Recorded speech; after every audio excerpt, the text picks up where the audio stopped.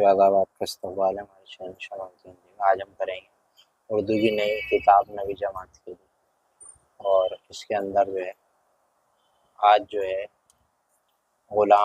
شیخ غلام حمدانی مظفی کے بارے میں۔ تو مظفی امرو ہیں جو ضلع مراد آباد کی ایک تحصیل ہے، وہیں کے رہنے والے۔ انہوں نے 1770 کے آس پاس ٹانڈا ضلع بریلی کے پاس ملازمت کی، لیکن ملازمت دوسرے ہی سال میں نواب کا انتقال ہو جانا یہ شغل ختم ہو گیا، یعنی یہ جو مشغولی تھی یہ بھی ختم ہو۔ کچھ دن بعد لکھنؤ رہنے کے بعد دلی چلے گئے۔ تنگی میں 12 سال گزارے، یعنی مالی حالت سے کمزور۔ پھر تقریباً 1783 میں لکھنؤ واپس آئے۔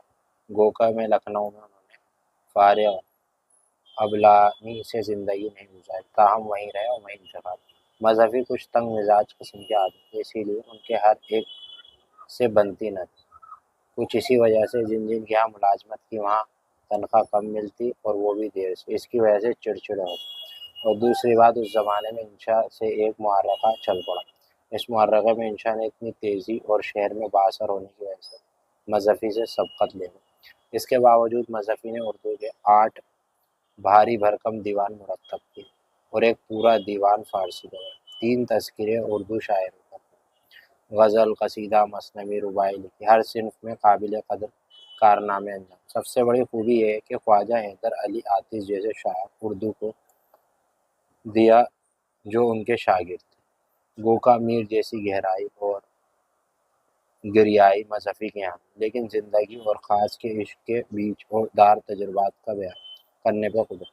ان کی جو غزل ہے اس کی یہ تشریح ہے: ماتم سناٹا، دیوانے مہراد عاشق، اینا مہندی، باد صبا، صبح کی ٹھنڈی ہوا۔ تو پہلا شعر ہے اس کی تشریح، محبت کے بارے میں کہتے ہیں کہ اکثر لوگ بتاؤ شہر میں کہاں کہاں ہوتے ہیں، ٹھیک ہے۔ دوسرا شعر ہے اس کی بھی تشریح ہے، یہاں پہ جو ہے حال بتاتے ہیں کہ عزیز ترین کو جانا سے ہوتا ہے، ٹھیک ہے۔ تیسرے میں یہی مظفی ملاقات کے بارے میں بتاتے ہیں۔ ان کی ایک اور غزل ہے، اس کا جو ہے